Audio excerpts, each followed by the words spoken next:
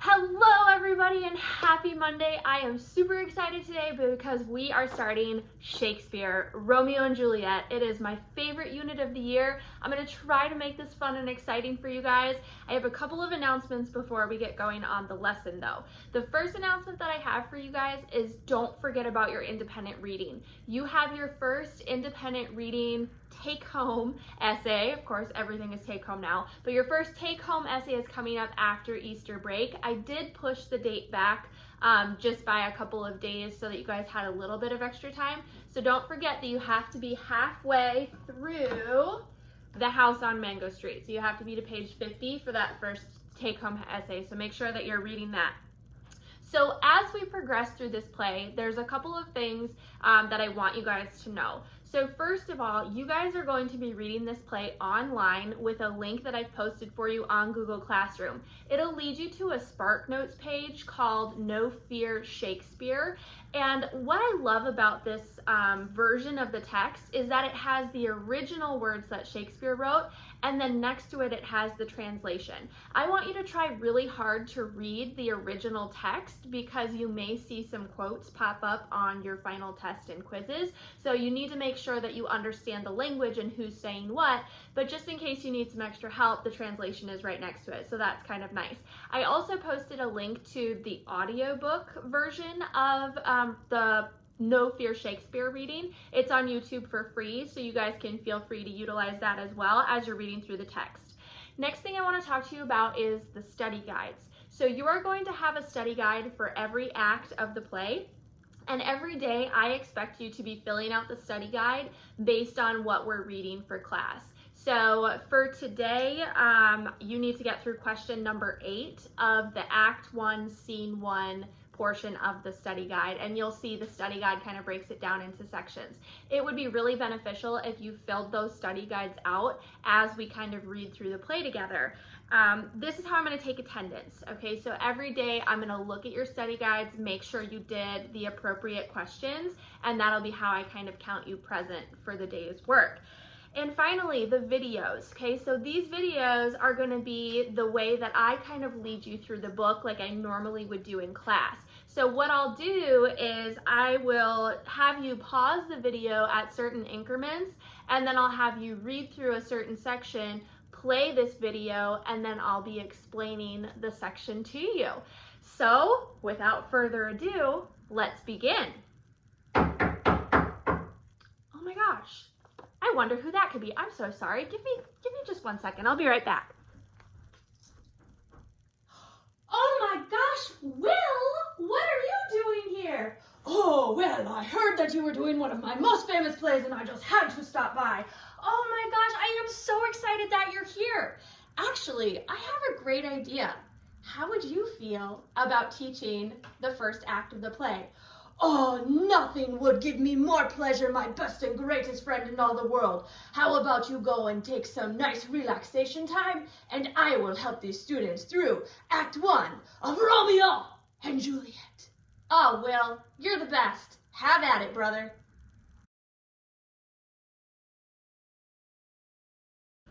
Well, hello there. I am William Shakespeare, greatest playwright of all time, and I have given Mrs. Berg, your delightful English teacher, leave so that I may teach you my most famous tragedy, Romeo and Juliet. Are you ready? Let us begin. We shall start at the very beginning with the prologue. Now, the prologue is one of my greatest inventions. You see, the prologue is written in a perfect sonnet form. That's right, the Shakespearean sonnet was named after myself. So, if you will, please read through the prologue. What the prologue is doing here is it is setting the stage for the rest of the play. I do give some spoilers in the prologue, but it is only so that you do not miss anything that happens in the duration of the rest of the play.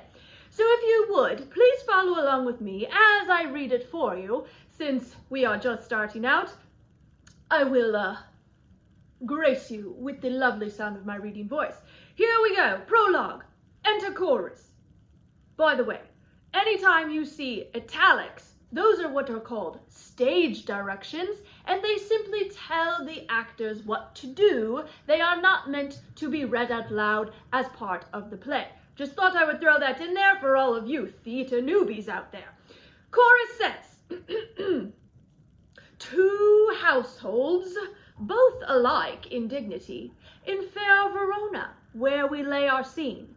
From ancient grudge break to new mutiny, where civil blood makes civil hands unclean. From forth the fatal loins of these two foes, a pair of star-crossed lovers take their life, whose misadventure piteous overthrows doth with their death bury their parents' strife.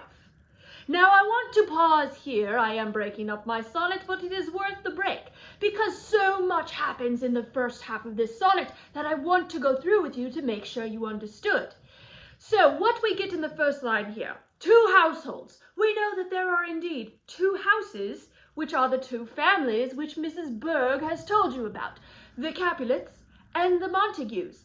They are both alike in dignity, meaning they are both noble, righteous, upstanding families of the community, which is Verona, in fair Verona where we lay our scene, meaning that Verona is where our play takes place. The next lines tell us what is happening with these two families.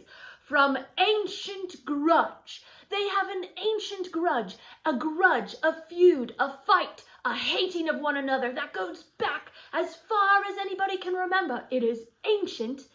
Break to new mutiny. Mutiny is bloodshed, right? So there's going to be massive bloodshed in this play, where civil blood, so the blood of civilians, makes civil hands, the hands of civilians, unclean. There will be blood, there will be mutiny, there will be death. It is a tragedy, after all. A pair of star-crossed lovers. Of course, our star-crossed lovers are Romeo and Juliet from the house of Capulet and Montague, right? Take their life. Now, this is one of my greatest spoilers ever. I do apologize for spoiling the end of the play for you, but these lovers do not survive. They do die. They take their own life. Whose misadventure piteous overthrows doth, with their death, bury their parents' strife. There is a silver lining to them taking their life. When they take their life, it ends the fighting of their families, right? Doth, with their death, bury their parents' strife. Their parents' strife is buried. It is put to rest with their bodies. All right, we shall carry on with the rest of the prologue and then enter the real action of the play. The fearful passage of their death-marked love and the continuance of their parents' rage, which but their children's end naught could remove, is now the 2 hours' traffic of our stage, the which, if you with patient ears attend, what here shall miss our toil shall strive to mend. So it basically says, pay attention. This play is going to be 2 hours. You don't want to miss anything. All right, now let us get into Act 1 of Romeo and Juliet. Just to give you an idea of what is happening in this act, we have Samson and Gregory. Remember, they are servants of the Capulet house with swords and bucklers of the Capulet house. So they are wearing the garments or the, what do you call them? They're not costumes, the outfits of the Capulet house. We are in Verona in just a public street.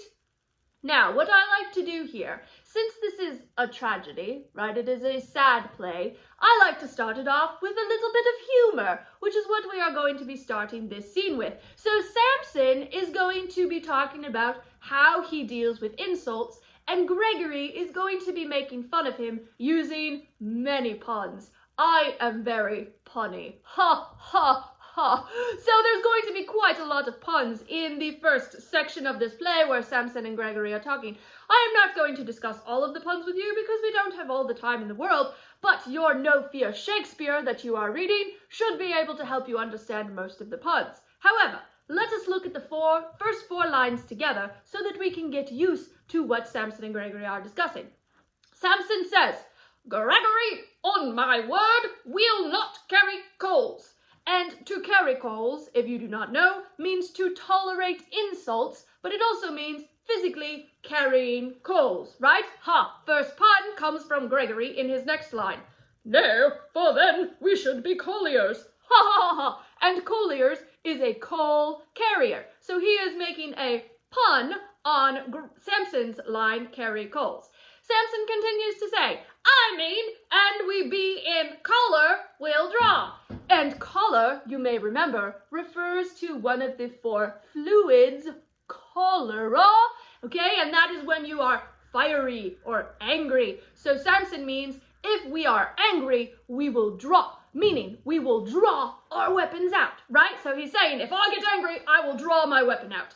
Gregory replies, I, while you live, draw your neck out of the collar. And drawing something out of a collar means to get yourself out of trouble. So here, Gregory is again making a play on the word collar, meaning the collar, the anger, and saying collar, like draw your neck out of the collar, get yourself out of trouble. And their puns continue. What I would like you to do now is please pause the video, and I would like you to read all the way to line 30, and then resume the video, and we will discuss what has happened. Pause me now.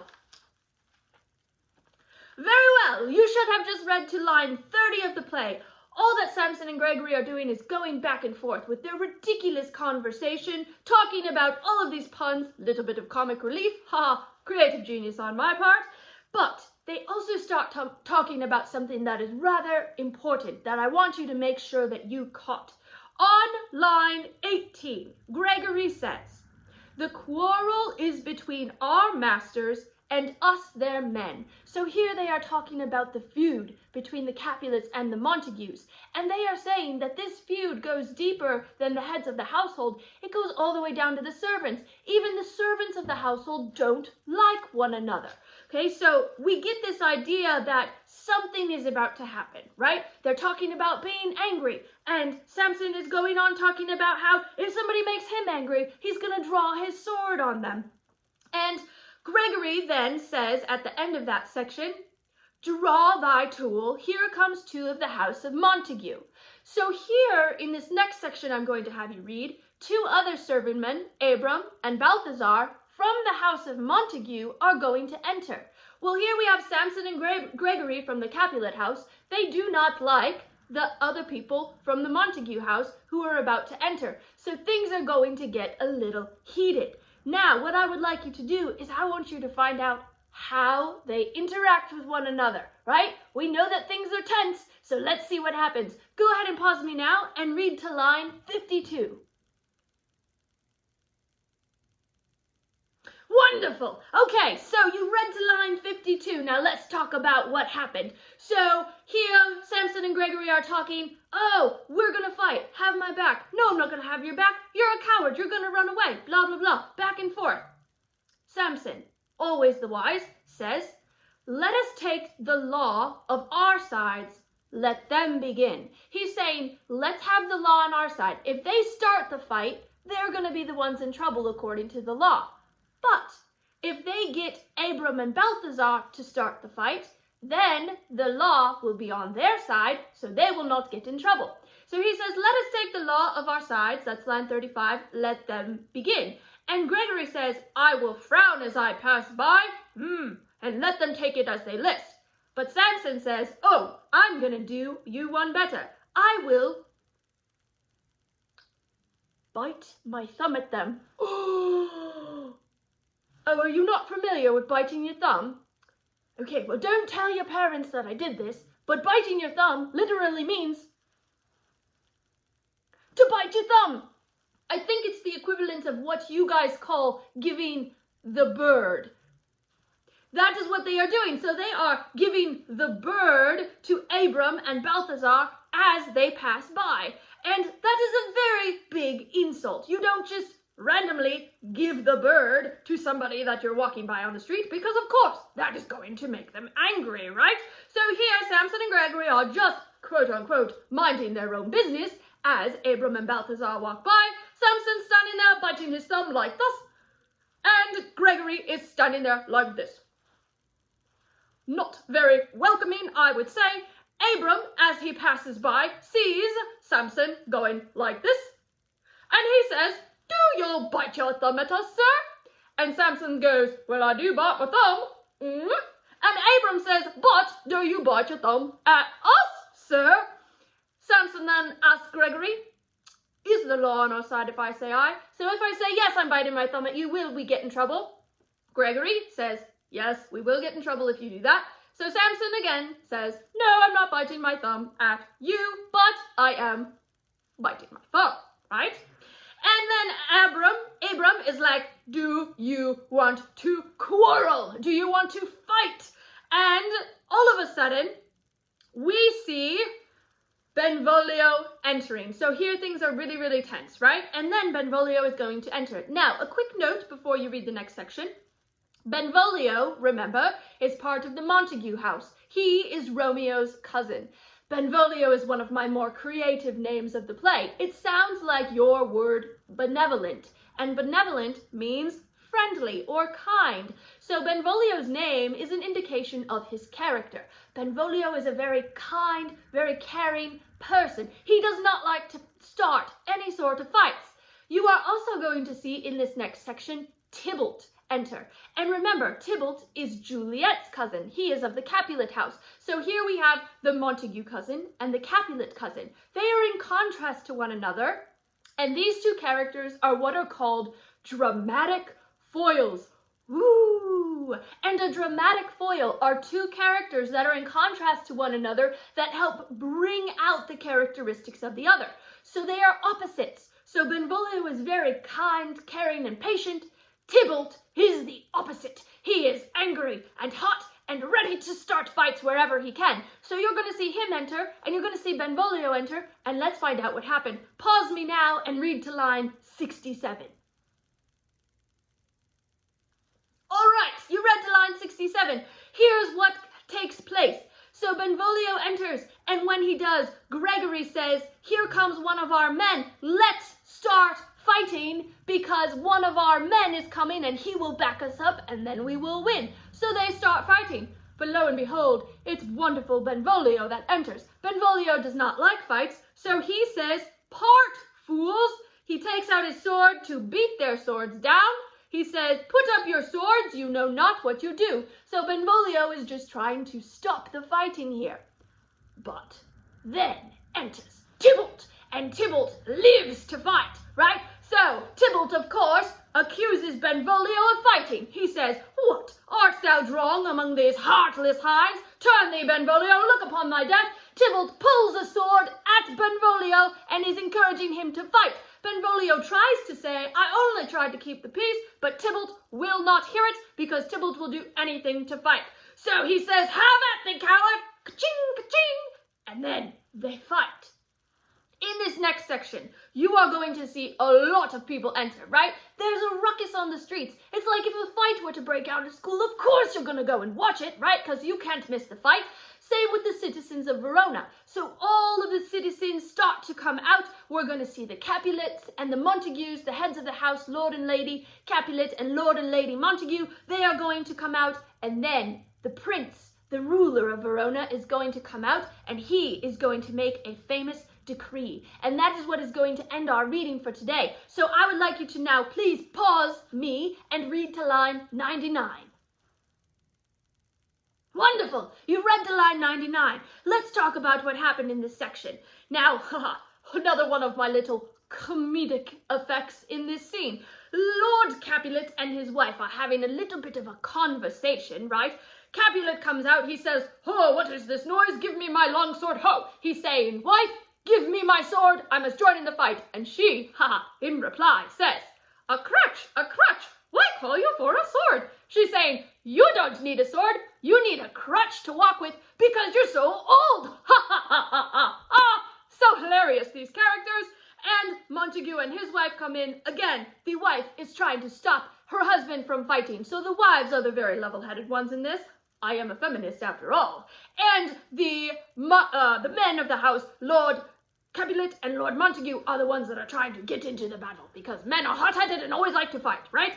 But then enters the prince, and he decrees a few things. On line 85, he says, 3 civil brawls, meaning there have been 3 fights, bred of an airy word, by thee, old Capulet and Montague, have 3 times disturbed the quiet of our streets, and made Verona's ancient citizens cast by their grave beseeming ornaments to wield all persons and hands as blah, blah, blah, blah, blah. He's basically like, you've started fights 3 times. Then, he gives them a warning.